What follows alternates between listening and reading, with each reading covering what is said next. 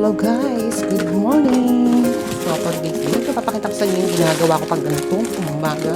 Busy lang. Ito nga pala yung mushroom guys, na paborito ng amo kong babae. So yung mushroom na yan ay manipis at ibababad yan sa tubig. So hugasan mo na yan.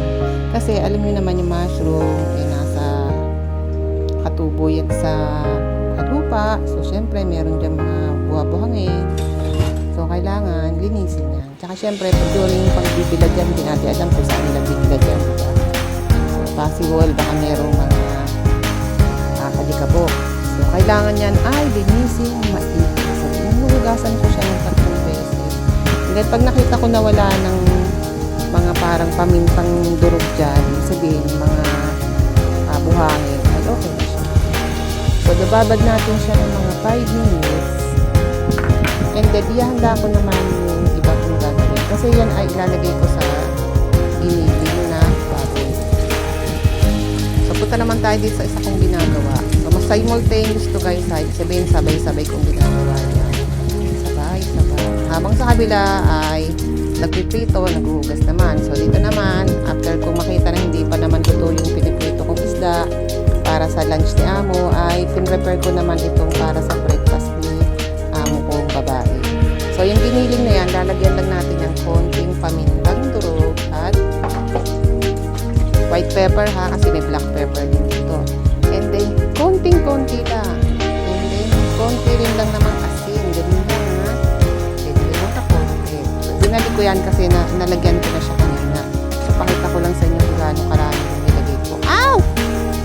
Oops, pasensya na kayo kasi kinagat ako ng pusa ako na nakatabi sa akin. Nanggigil ba? So, lalagyan din natin siya ng kapatak lang na toyo at yung cooking wine. White wine. Hindi nawawalan yan sa kusina ng mga amo dito sa Hong Kong. Part talaga yan ng marinating nila. Pag magmamarinate sila, ganyan ang nilalagay. Pero since sabi na amo ko, konti lang ilagay ko, konti lang ilagay ko. Tapos nilagyan ko rin niya ng Maggi seasoning. Konting-konti rin lang. Mga 3 drops lang. And then, nilagyan ko rin siya ng sesame oil. And after ko siyang haluin ng ganyan, yung mga marinade na nilagay ko, pang marinade, yung ating binabad na mushroom ay ilalagay sa ibabaw, tapos yung tubig niya ay isasama rin. Konti rin lang. Pantay din lang doon sa karne o sa ating ginigil. So, yung lasa o flavor ng mushroom ay kakagat na dyan sa ating sinison or minarinade na giniling. So, ayan na. Ilalagay sa ibabaw, pipigain muna yan. And then, yung pinagpigaan o yung pinagkatasan ng ating mushroom ay isasabaw din naman yung konti lang. Siguro mga 2 tablespoon lang. Yan. Pakita ko sa inyo kung gaano karami. Hindi kailangan masabaw ha. Kailangan lang is magkaroon siya ng konting juice kasi para makatulong yan, para mas lalong maging malambot yung ating karne. So, yun nga pala ilalagay ko sa steamer na rice cooker. So, nilagyan ko yan ng 1 cup na tubig. Then, yung pinaka strainer niya o yung pinaka rack sa loob. And then, ganyan nga pala ginagamit yung aming rice cooker. So, menu, ang isa-select mo ay yung cook. And then, pag na-select mo na yung cook ay pe-press mo ulit dyan yung menu. And then, iselect mo naman yung steam. And then, 10 minutes kasi ang steaming process ng aking giniling. So, isa-set siya ng 10 minutes. Tatagdagan lang siya dito kasi naka-standard na 5 yan. So, yan. Pipindutin mo yon hanggang maging 10 and then start. Press start. Yan. Tapos, okay. Automatic na yan na yan ay steaming na. So, ito naman yung brown rice ni among lalaki. So, yung piniprito kong isda para sa kanya, babaunin niya sa opisina at ilalagay ko naman yan kasama ng kanin na brown o brown rice. So, ganyan yung itsura ng isda na luto na. Hindi maputi yung laman. Kailangan ganyan. At hindi rin sunog or overcook. So, ayan na, luto na siya. Pati yung likod niya, medyo crunchy na siya. Then, ilalagay na natin. Patuluin yung konting mantika. And then, isama dyan. At medyo i-fold kasi hindi kasya sa baunan ng amo ko lalaki. So, make sure na nakaseal yung ating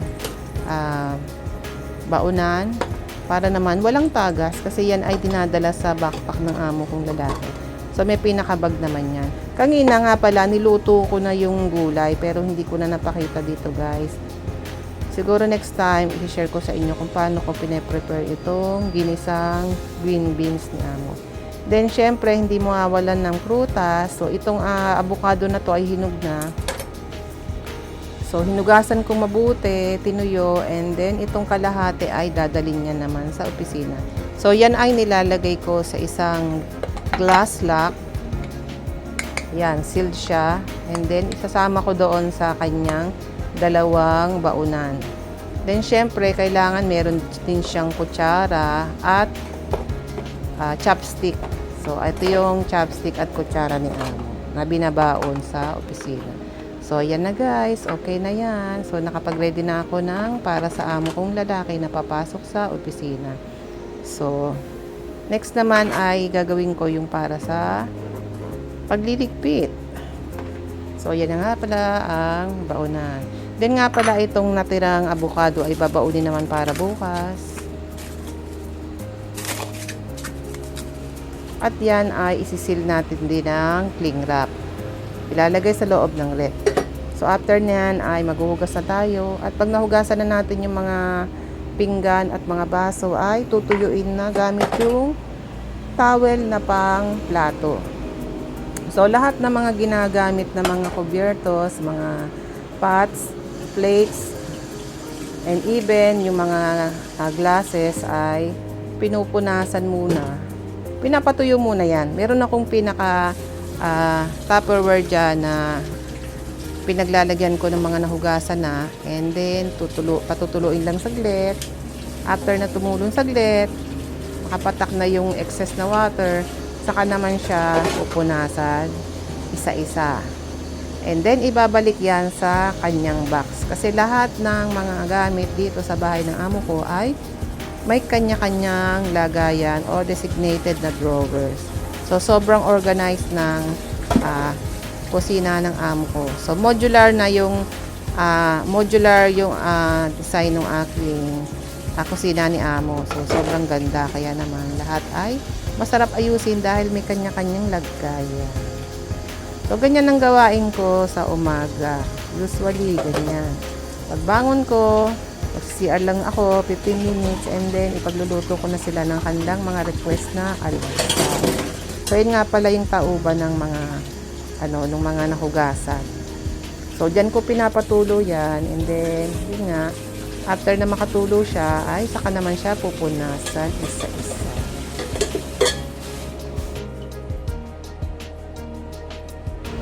So, ito nga pala yung towel na ginagamit sa pagpunas ng mga basang mga kubyertos. So, ayan. Araw-araw ay pinapalitan yan, guys. Kasi sa umaga, bago yung lahat ng basahan, pati yung mga towel niya sa kamay, pag naguhugas ng kamay sa lababo, kunyari nag-toothbrush sila. So, lahat yan bago pagdating ng umaga.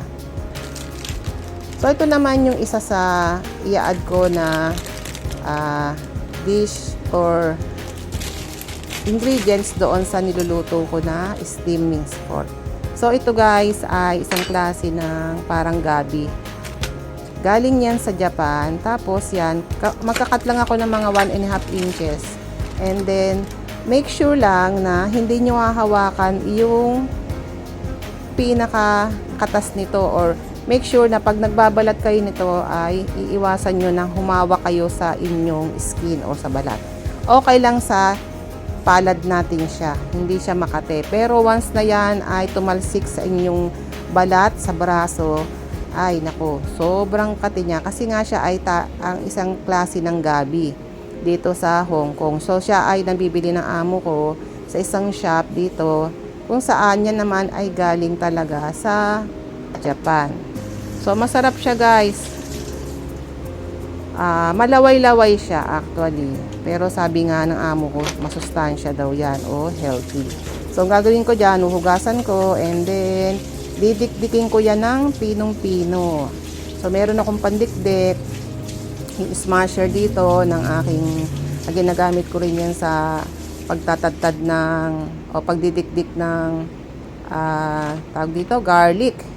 So, ayan, make sure nyo na nakasil din yung plastic bago nyo siya i-punch kasi nga, sabi ko sa inyo, yung pinakakatas niyan ay sobrang kate. Terrible sa kate, guys. Sobra talaga.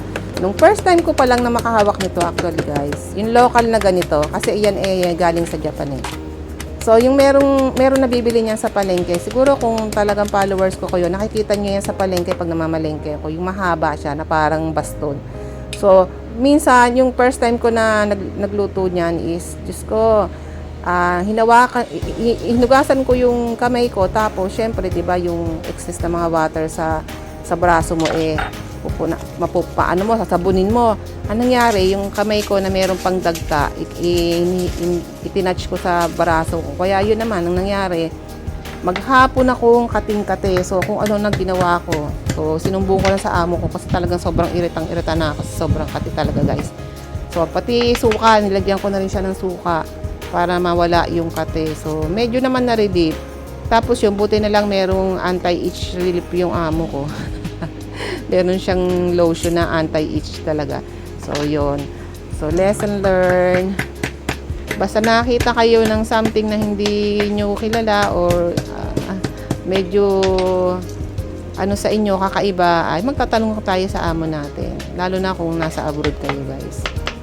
Basta natatandaan ko talaga, basta kahit anong klase ng gabi, kahit anong klase ng variety yan, kailangan, wag mong iyahawak yung kamay mo once na nag-ketchup ka or nagbabalat ka. Make sure na yung tubig ay ihugas mo sa balat mo at hindi papatak doon sa mismong skin or braso mo. Or else, grabe talaga yung pangangate. So, dito naman guys, naganda na ako ng bawang kasi naubusan na ako ng bawang sa rep. So, yan, every time, meron akong chinachop na 2 cloves or 2 buong garlic and then ilalagay ko sa rep. So, ito na pala yung naluto na after 10 minutes. Lalagyan niya ng 1 buong itlog at ayan, tinurn off ko siya at sinet ko na naman sa steam for 5 minutes naman. So, after na maluto yung itlog, after 5 minutes, ay tapos na po yan.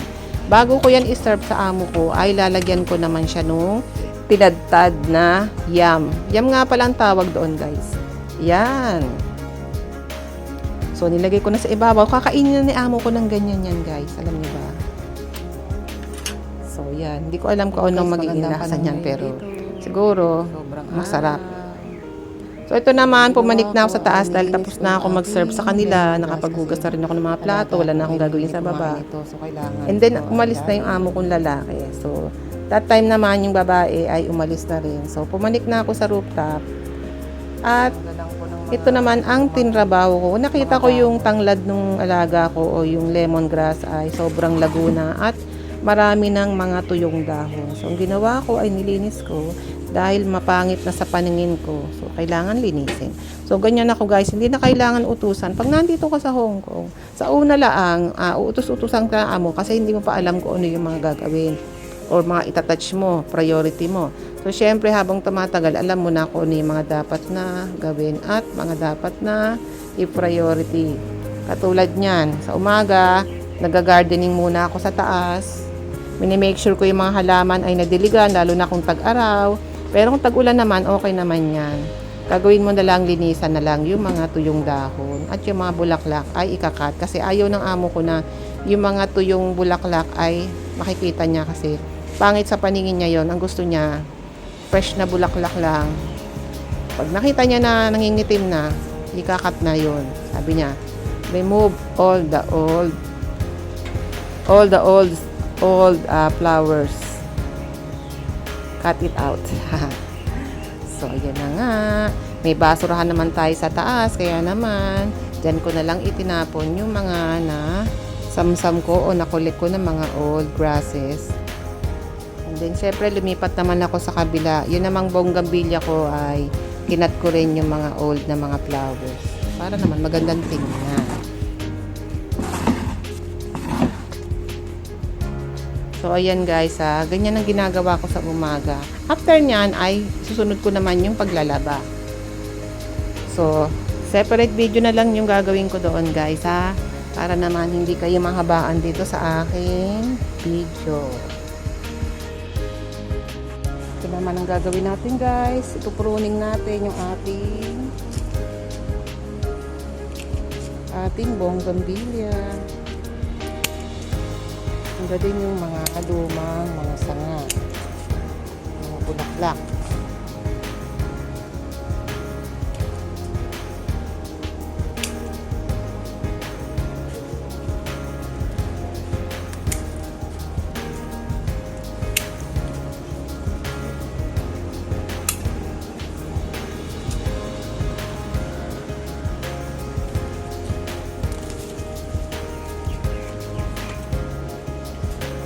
So hanggang dito na lang ang video ko guys. Salamat sa inyong panonood. Bye bye!